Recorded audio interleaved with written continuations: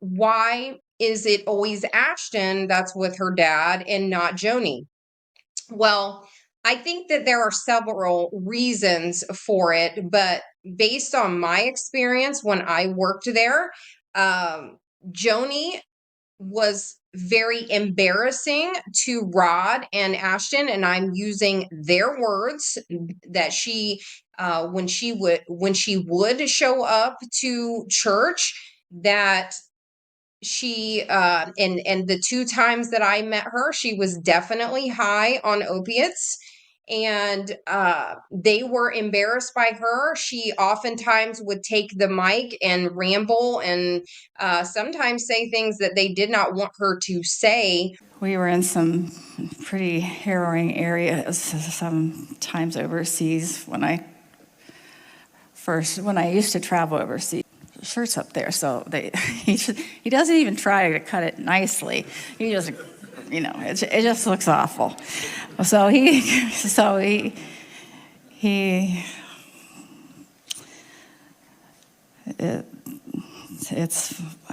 like John the Baptist, I guess.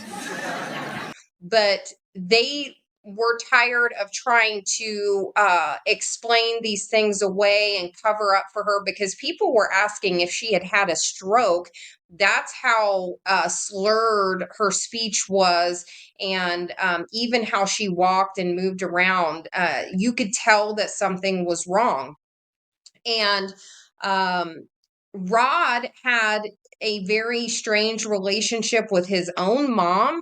I believe the same kind of relationship exists with Ashton and Rod, but Ashton is the face. They act more like husband and wife than they act like father and daughter, my opinion.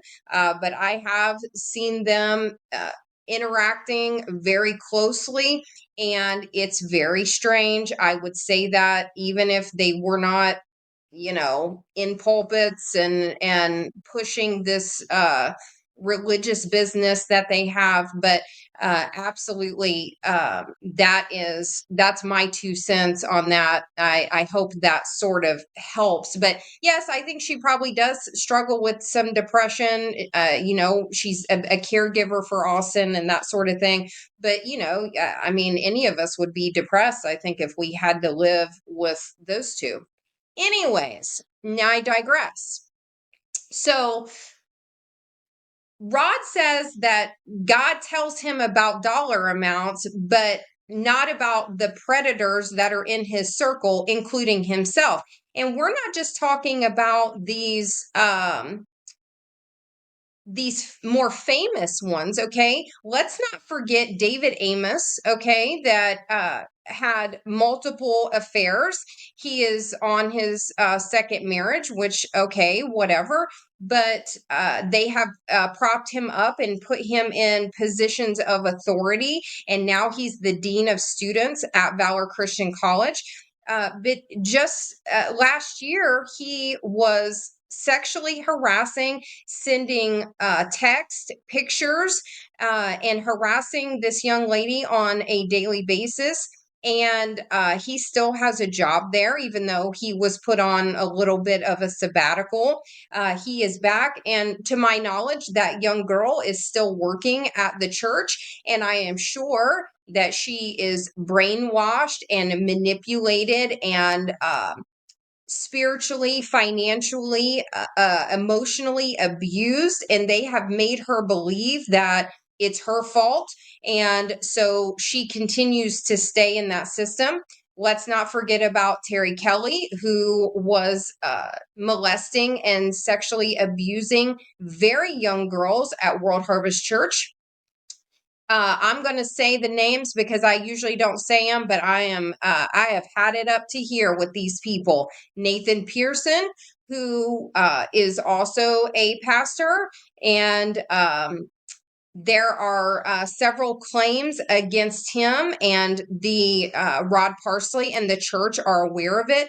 Ronnie Joe Harrison, who also is in pulpits, he is also and a molester, and they know about it, and they still propped him up to go and start his own church.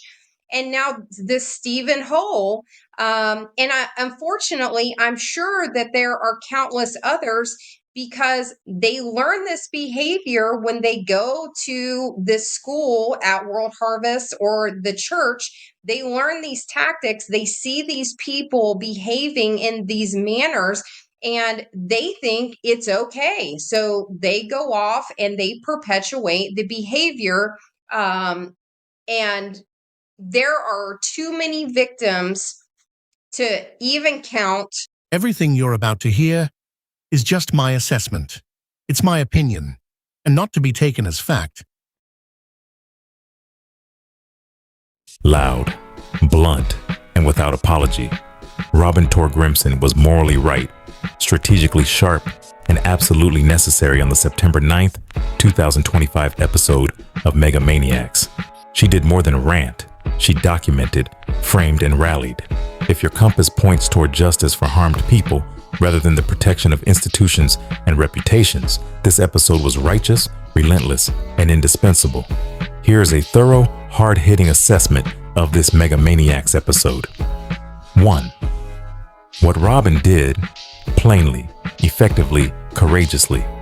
Robin took an ethical stand and turned it into public accountability. She didn't merely complain, she presented a pattern, clips of preaching, screenshots and timelines of messages, concrete case details, and scriptural analysis. And she used that material to name a systemic problem: spiritual leaders who behave one way in public and exploit people in private. Her lecture-style approach in the episode gave listeners both the moral frame and the evidence. This wasn't popcorn outrage. It was methodical exposure. She introduced definitions: grooming, spiritual abuse, laid out tactics, late-night DMs, mixing spiritual authority with personal requests, victim shaming, and then matched examples of those tactics. That's not drama. That's forensics. Robin also refused to play the tired game of blaming victims. She called out victim blaming openly and anchored her denunciation in scripture and in real-world examples where vulnerable people were exploited for money, status, or sexual gratification. That moral clarity is rare, and it matters. 2. Why the moral case Robin makes is correct, and why it matters. There are two inescapable moral truths in what Robin presented. 1. Religious authority carries responsibility. If you claim spiritual oversight, you owe care to the vulnerable, not exploitation. The Bible passages Robin cites, Ezekiel 34, Jeremiah 23, are not rhetorical flourishes. They're the moral baseline she's using to call leaders to account. That's the right standard to use when calling religious systems to justice. 2. Grooming and spiritual coercion are real, measurable harms. The tactics Robin describes: incremental boundary violations, spiritual intimidation, financial coercion disguised as seed faith, are textbook manipulative behavior. When the powerful weaponized faith language, "God told me," to extract money, obedience, or sexual access, that is abuse cloaked in theology. Exposing it is an act of mercy. Robin's episode forces a central public question: will religious institutions protect their people or their image? Her answer, that too many protect the image, is illustrated by the examples and testimonies she shared. That alone justifies her platform and approach. 3. Tactical strengths. How she made the case hard to dismiss Robin understands two practical facts about modern accountability work. A. Patterns matter more than isolated incidents, and B. Evidence matters more than tone. On this episode, she delivered both. Pattern-based argument. Rather than relying on a single anecdote, Robin compiled multiple instances across time: sermons, partner updates, personal testimonies, to show a repeating pattern of exploitation and cover-up. Pattern equals power. Documentary posture. She read from partner letters, played clips, and showed DM/message excerpts. That's how you move a story beyond rumor. If you want institutions to act, you need documentation. Robin provided that documentation, or pointed listeners to where it could be seen. Scriptural leverage. She didn't call out the church from the outside. She used the church's own scriptures to hold leaders to account. That rhetorical move makes the critique harder to dismiss within Christian communities and harder for insiders to ignore. 4. Cultural impact and reach. She's not shouting into silence. Maniacs is not a tiny whisper. Robin's platform has reach on YouTube and in podcast networks, and she engages with other programs and hosts to amplify survivor testimony and investigative material. That means her work generates pressure, not just noise. The channel and related appearances give tangible amplification to victims' voices rather than leaving them isolated. When a podcast uses documented timelines, named examples, and scripture to hold powerful ministries to account, it forces a conversation that institutional PR can't entirely smother. That's a public good. 5. The predictable pushback and what it proves. Let's be blunt. People and institutions who profit from secrecy will use lawsuits, smear campaigns, and intimidation to shut down exposure. The legal action filed against Maniacs demonstrates that those institutions are willing to weaponize the courts to silence an accuser rather than address alleged abuses. That, in itself, demands suspicion of the institution that prefers silence over transparency. Robin did not panic and pivot away from exposure. She doubled down on surfacing evidence and calling for accountability. That is exactly the right response. When an establishment attorney waives a complaint, the overdue question is, why are they suing the critic, not independently investigating the allegations? Lawsuits that follow exposure often function as chilling devices, and they should be exposed as such. 6. The human dimension. Why this is not theater, but rescue. This is the real heart of Robin's episode. She is not performing a moral exercise. The episode centers people, Jim and Carol, the young women named, and others whose lives were materially and spiritually harmed. Robin frames these as everyday human tragedies: lost retirement prospects, emotional devastation, shame, and isolation. She repeatedly insists the blame sits with abusers and the institutions that enable them. That focus on people rather than personalities is ethically indispensable. If you are someone who has ever been told don't rock the boat while you're being hurt, Robin's podcast is a lifeline. It says loudly, you are not the problem, the predator is. 7. Righteous bluntness. Why Robin's tone is appropriate. There is righteous anger in this episode because righteous anger is the appropriate response to betrayal by spiritual shepherds. When leaders use faith to extract money and obedience, when they weaponize scripture to quiet victims, anger is not a flaw. It's moral clarity manifest. The bluntness, the calling out, the refusal to politely package the story, all of that communicates urgency.